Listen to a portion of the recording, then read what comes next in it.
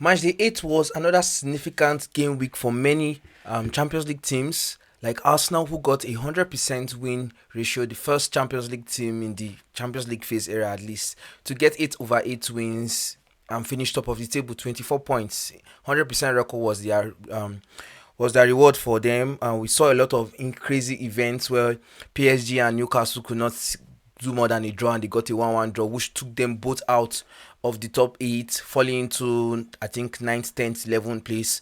And we saw SL Benfica, who were totally out of the playoff rounds, or at least the set of teams that will make it to the playoffs, and they defeated Real Madrid by a miracle where Anthony Trubin came from the goalie and came to score a late equalizer, a late winner where they won 4-2 against Real Madrid. And a lot of crazy events happened. I have a list of things that I jotted down. I can't even state all of them. Virgil van Dijk had 3 assists against Kayata Mati. However, one of the assists that was recorded in Champions League Fantasy was technically a solo goal by Ekitike and was ruled off in the game. Meanwhile, in the real life event, it was 3 assists that was recorded. So we had a lot of crazy events, and Champions League is back. It's been over, I think, 18, 19 days when I saw the last countdown, and we are back for Champions League content. We have PSG, we have Newcastle facing Karadamati, PSG facing AS Monaco, we have Atleti facing Club Brugge. We have a lot of teams that are in form and some that are out of form. So it's my job here to inform you guys on what to do ahead of match day 9. That makes the start of the knockout phase. What happens when we enter the knockout phase in Champions League Fantasy? Things to note, best differential asset, best captaincy pick, and I'll be giving you my thoughts on that in a few minutes. You're welcome. My name is Adewale. I'm your host, the FPL Manual. For those that are regulars, thank you for coming back once more. For those that aren't, if it's your first time here, please stay and subscribe to see more content like this. You're welcome. Yes. So let's start with my page. So first of all, if you're not following me on X, this is my account here at the FPL Mana. Follow me on X at the FPL Mana. I try my best to give any update I see on this page here, so please follow me. I've been playing this game since 2018, so I have to an extent some experience that will make you guys stand out, and I recommend teams of the week and blah blah blah. So follow me on X here for more updates. So let's first go to the Champions League itself. The draw was done sometime in February, early February or late January rather. So this is how the knockout phase looks like. This is the draw for the knockout phase. We have, as I said, we have two French teams again facing the knockout phase. PSG got Brestios FC last year. Now they are getting AS Monaco this time in the playoff round. They are experienced. They went on to win the Champions League after that, so they will fancy their chances of going forward, even though there are some issues going on with PSG. We'll talk about that later. Galatasaray has the early kickoff tomorrow against Juventus. We have SL Benfica playing a rematch of what happened last time at home, hosting Real Madrid again. Borussia Dortmund at home hosting Atalanta for the first set of games. Kayat Amati will be hosting Newcastle for among the first set of features. Club Brugge against Atleti. Bodo Glimt, who won their last two matches against Man City and Atleti, doing the impossible as a newcomer team, making it into at least the playoff round, hosting Inter Milan, who are actually on form in the league. We'll talk about all this later. Meanwhile, we have Olympiacos, who will be hosting Leverkusen. I've seen this match happen before. I think Olympiacos won 2-0 in that game. I think I had Rodine who had about an assist or 2 assists or so in that game. So it's a rematch of what happened in the league phase. Same thing with the SL Benfica game. So this how the draws look like. So let's digress a little bit, comparing the fixtures to what I did some weeks ago, which I usually do is a feature ticker of some sorts. I do feature tickers once in a blue moon. So this is how the feature ticker looks for match days 9 to 10. We have a very few set of games, like I don't know, 8 matches out of 16 teams left. So these are my top 5 teams to target. Obviously there are some standard teams like Real Madrid who you will always target regardless of whatever game they are playing, the Mbappe's and Vinicius Junior. But in case you are not looking at Real Madrid alone, these are the top 5 teams. Among those features we mentioned, we have Paris Saint-Germain top of the list there, not because not because they are on the best form team, but because they have the history and experience to do it again. So they are up there. Um, Newcastle have some injury issues. They have about 8 players out. I'll talk about injuries later. But against Kariat and Mati, it should not be an issue for them to qualify to the next round. So they are also there. They have an easy game both home and away, much more favorable at home. Inter Milan, who are going to be the major name of this episode, Inter Milan assets back on the menu, also on the list here. They will be facing a difficult Bodo Glimt at home because Bodo Glimt won their last 2 matches, so the feature ticker has changed where Bodo Glimt are a little bit much more tougher now, and it could be anyone's game. They could also see themselves winning that match. However, going back to San Siro, it will be a different game for Bodo Glimt winning it at that other end. Atleti, this technically should be a hard game for them against Club Brugge, but I'm using, as I said, I'm using more of experience here. Who is the much more experienced team? Which team has made it towards the round, at least the round of 16 more often? And Atleti have more experience in that aspect, so I feel they should qualify regardless of their form. We'll talk about form very soon. Borussia Dortmund as well on this list here, very very good team on form. Last 6 matches they have won 6 of them. We'll talk about them very soon. So these are the best teams to target, at least for the playoffs, overall playoffs, match day 9 and 10. So this will be my last feature ticker. I mentioned it on X here. This will be my last feature ticker for the entire tournament. I've been doing this from preseason.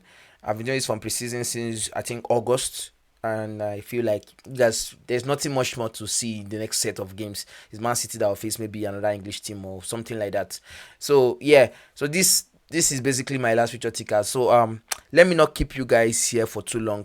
Let's go to the rules a little bit. I've been getting some questions. I'm getting a little bit of confusing questions, so people don't understand what is expected entering into the knockout phase. So I'll be highlighting a few things to note heading into the knockout phase. It's going to be like a minor session before we get into. I've not even talked about my team. Before we talk about team reviews and other things, I'll be talking about what to expect into the round of 16, or at least the knockout generally. So when you enter the knockout phase, I don't know if you guys notice, you have an additional 5 million euros added to your existing budget, and that's one of the things that comes as a perk. At the same time, you have your numbers of transfers are increased, at least proceeding to the round of 16 down to the final. You can see a list of them in front of me. However, for match day 9 that is in front of us right now, we have it's sort of a wild card phase. I don't want to call it wild card because the wild card and limitless chip are independent of their own contributions to the game. However, we have like a soft reset phase, like a unlimited transfer window where we can bring in whatever players are available for the playoffs just for match day 9. Then for match day 10, we go back to 2 transfers. However, by the round of 16, match day 11, we go back to a soft reset again. So we have like sort of a wild card phase between match day 9 and 11, which is basically given to us for free, not by our chips. So please don't confuse it. We are not using our chips. That is the wildcard limitless. However, we are giving a soft reset. That's what I will call it. Not wildcard. A soft reset to start again and bring in the best players we want. Just like the way we started at the beginning of the season where we had unlimited transfers. I hope that makes sense. So since that makes sense, what can you do and what can you not do? What you can do, I've not really found it right, but what you can do basically at the knockout phase, you can extend your set of players. You can get in 4 players in a team. You don't need to have 3 players necessary from only Barcelona, Real Madrid, for example, or Borussia Dortmund. You can have 4 from one team at this phase. So that is a benefit that comes from crossing into the round of 16, or at least the playoff phase. You can select 4 players. What can't you do? You can't play your chips this round. I just mentioned it. You can play it at least between match 9 and 11. Match 10, you can play your chip if you want to. If you still have them available anyways, you can play them between 99 and 11. And what else? I think that's all. That's the only thing you can. Okay, you can't roll transfers. It's literally in front of me here. You'll be able to carry transfers during the league phase. However, once the knockout phase starts, you can't roll over your transfers anymore. So if you have 3 transfers or 5 transfers, as you can see the case would be in other rounds, just maximize all of them because there's no carryover going forward. You had the chance to do that in the league phase. So that's all. I'll be going to, I think, let me just talk about my team before I go too far. Let me talk about my team. I feel like I should have started with that. I usually start with that. But let me talk about my team. Last time out, I did not have any chips left, so I rolled over a transfer to make it three at Matchday 8, and I did three transfers and I brought back Kylian Mbappe, and I brought in some other assets. Who did I bring in again? I have to check my transfer history. I brought in Kylian Mbappe and a few other names that were featured on that final day. It's on my history here. Yes, Kylian Mbappe, Hugo Ekitike, and Lamine Yamal, and I got like straight hits because all these players all returned double points. Lamine Yamal got 13 points, Ekitike got 10 points, and Mbappe also got 10 points, who was my captain. And I finished with 107 points. That took me exponentially from 1,642 rank, thereabout, to is on the screen 219. This is my first time ever being in the top 1,000 thereabouts in a long time. Even I think I've temporarily been in top 1k once or one or two seasons in the past, but I've never really had the reason to like consistently be there. But I'm literally like in the top 500, top 300 right now. So there is the chance we could finish in the top 100. So I have to reset my short-term goals and try and see if I can maintain at least first to second or third place in Nigeria, as you can see the case here, or at least first in Man City, as you can see the case can be. And yeah, that's my short term goal. Top 100. Long term goal is PS5, at least. If not winning it entirely, at least a weekly match day winner where I can become the highest scoring manager of the week and walk home with a PS5 of my own. So yeah, you can see green arrows everywhere. I'm second in my own league out of 20 managers and so on and so forth. So we are grateful for the green arrows, so we will try and maintain that going forward. That brings me to the major part of this event, and I'm sorry if I wasted a little bit of time, but we are just getting into business now. So I have a lot of things I want to talk about. Um, this I've designed a draft. I will come to this later. I will come to it. I don't want you guys to focus on it, but I have a lot of things to talk about. So let's go to our bookmarks. I always bookmark a lot of things that I've seen from different teams. So let's start from bookmarks. So let's start with injury update. So according to injury news, Fabian Ruiz and Seni Mayulu will miss this game. According to Le Parisien, we have updates that they are not ready for the game against AS Monaco. Let me just check the tweet I reposted here on my page. They are not ready for the game against Monaco. Yes, Fabian Ruiz and Seni Mayulu are out for the Champions League playoffs against Monaco. Ousmane Dembele did indeed feel a slight discomfort when he came off against Rennes, which shouldn't prevent him from taking his place on Tuesday. João Neves should be part of the team. He was a doubt, but he should be back. So that's injury update for Paris Saint-Germain. You can read that more on this article here at getfootballnewsfrance.com. So it's basically the same thing summarized. Injury update: Atalanta have their new signing. I'm supposed to talk about new signings anyways, but I'll come to that later. Atalanta got a new player. His name is Giancomo Jack Raspadori. However, Raspadori is said to be out for at least 3 weeks or 20 days thereabout, after having what injury was it called again? I can't remember the term. He got a severe injury on his flexor strain and is out for at least 20 days. So that's the multiple news we've gotten that on Atalanta. For I think I'll just put one more injury update and move on to the next segment because I want to talk about a lot of things and I really don't want to waste time. You can see I've bookmarked a lot of stuff here. But I think the next one is about Newcastle. Yes, so Newcastle captain recently got injured, Bruno Guimaraes, and is out till mid-April, so about 8 weeks thereabout from this late or middle of February. And he's not the only one injured. According to Magpie Media, they have about 8 players injured. We have Seth Botman injured on his back on non-return time. Fabian Schär injured, ankle injury, out till mid-April.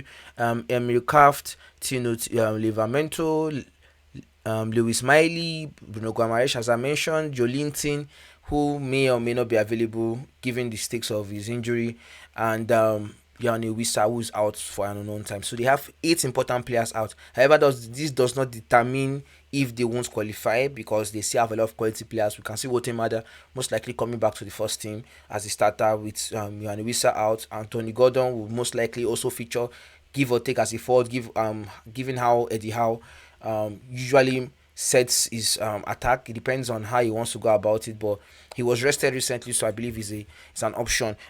Let's go to some other interesting news, and one of them is concerning form. Form. Let's first of all let's start with Atleti. This is Atletico Madrid. This is an Atleti account, right? And they posted their form in the last 8 matches thereabouts, or at least from a month ago, from 21st of January till now, when they last played Champions League against Galatasaray. So this is draw, win, loss, draw, win, loss, win, loss. So there's like this inconsistency in form. They've only won 3 matches in the last 8 games, and surprise, surprise, they won Baka 4-0. They won Real Betis 5-0. They won Mallorca, but they couldn't beat Bodo Glimt. They couldn't beat Levante. They couldn't beat Real Betis. And they lost recently, a few hours ago, to Rayo Vallecano.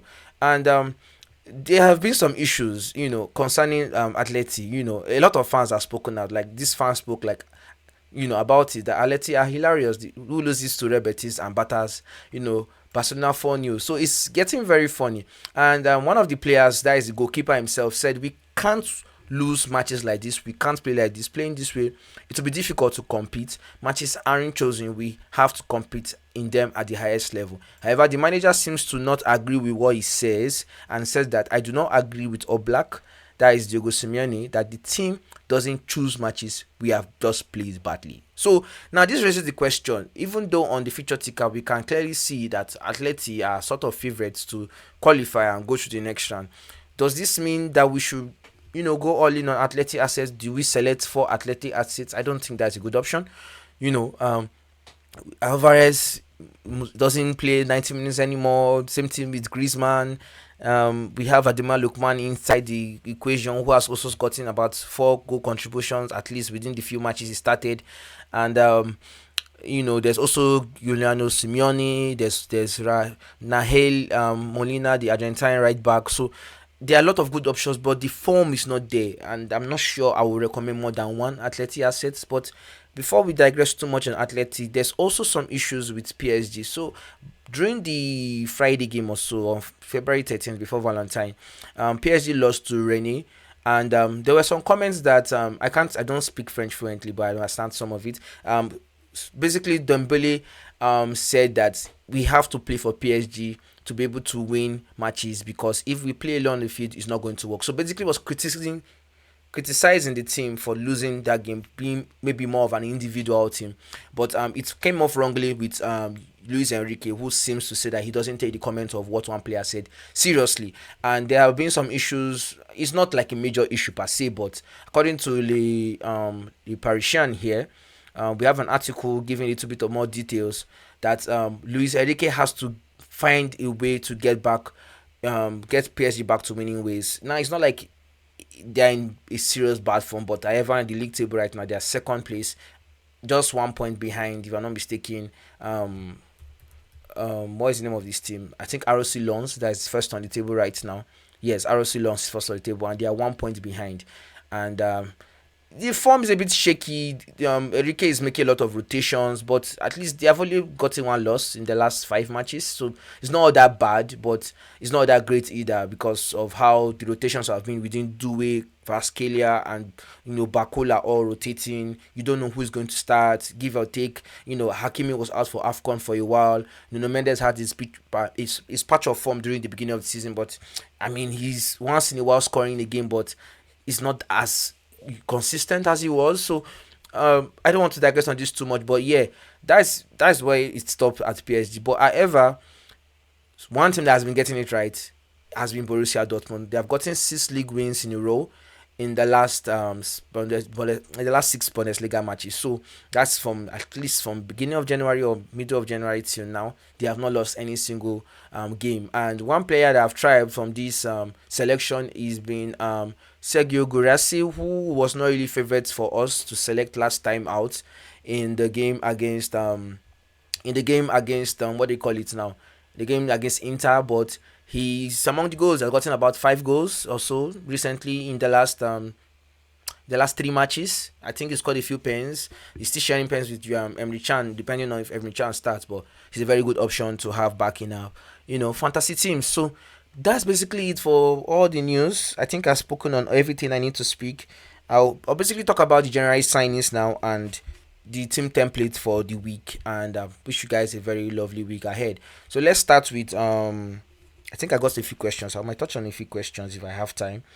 But I will not ignore this segment before going forward. So Inter Milan. Let's go to Inter's page. Inter Milan have won their last it's not 5 matches or 3 matches. At least the month of February, they've not lost any match, and they are on form. They are on form. They got a they got a serious result against Juventus 3-2 last time out, and one player that has been the most influential for them is not just Laros Martinez. It's not just Luis Enrique.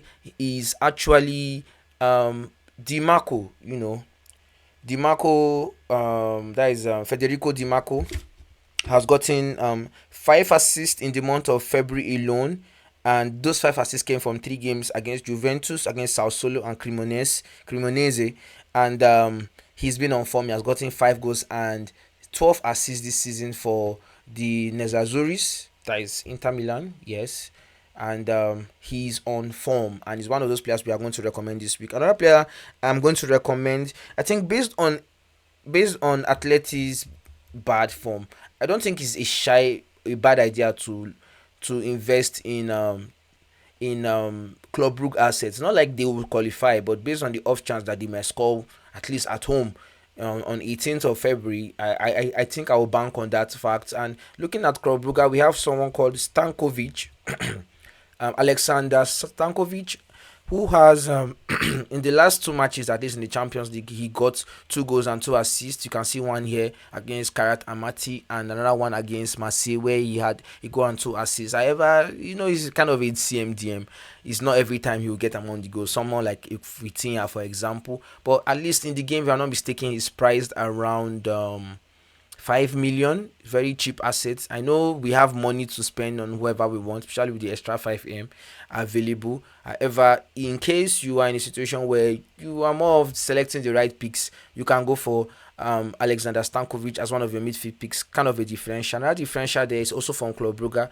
Is a forward in the game here, but is more of a winger in real life. His name is Carlos Forbes. Carlos Forbes has 1 goal and 3 assists in the last 5 matches overall for Club Brugge, and is one to consider based on Atleti's poor-ish form. Another team that is not really on form is Juventus.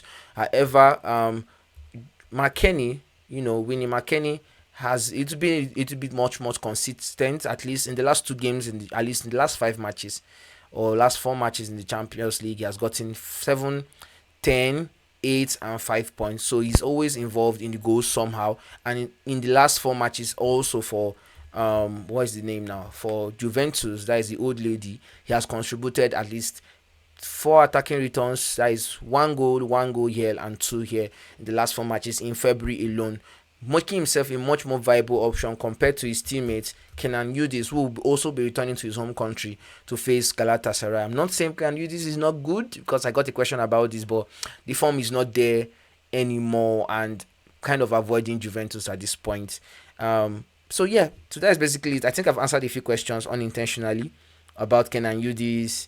I think there's one more question I'll answer, but it will come to the template when I look at the template team. So let's look at our final templates for the week. What is the best template, or at least wildcard team, to look out for the round of 16? And after this, I'll be saying my goodbyes and wishing you guys some green arrows to come. So this is the Matchday 9 UCL playoff draft team, like my wildcard sort of team. So if you don't know what to pick, you don't know what selections to make, this is the selection I've recommended. This was actually my first draft team in my mind. I did this regardless of any bias to, who is the most selected players, also just based on form and based on history of how they perform in the round of 16 or knockout phases. Like Vinicius has a very good knockout phase round, and some. But I'll reel it out for those that are not watching the YouTube video, at least listening on Spotify and other platforms. This is how the list goes. We have Gurase, Usman Dembele, and Kylian Mbappe in the front three.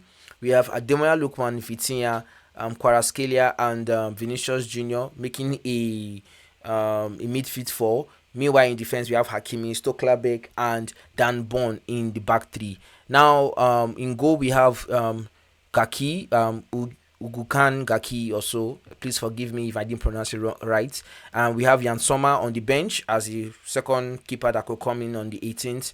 We have Anthony Gordon coming in from the bench. We have Grimaldo, who is one of the most attacking assets in the team, besides Dimarco and Co. And also Dimarco, making it a complete 15 team there. I think there's one player that's obviously not here that has about 51% ownership that you guys most likely question me for, and that's the last question I'll be answering here. Where is Nuno Mendes? Okay, Nuno Mendes has been selected in our honorable section, honorable mention section. There's a few other assets I've added, like Daniel Stevenson, Nahel, Monina, Victor Osimhen, Julian Alvarez, but I'm going to ignore Nuno Mendes on this list for now. Anything can happen depending on injury updates and if he's fit or not, and who I might remove or who I might not remove, and all of that. But yeah, that is basically it for our team of the week. So the question now is, who do you pick? Do you go for Nuno Mendes or do you go for Hakimi? Nuno Mendes is the most selected, at least PSG player, if I'm not mistaken, with 51% ownership. And so based on a most selected player kind of POV, he's the best player to pick. But I don't know. Personally, I'm not seeing it anymore. The form has dropped. I know he has been consistent from the beginning of the season, but it's not the same.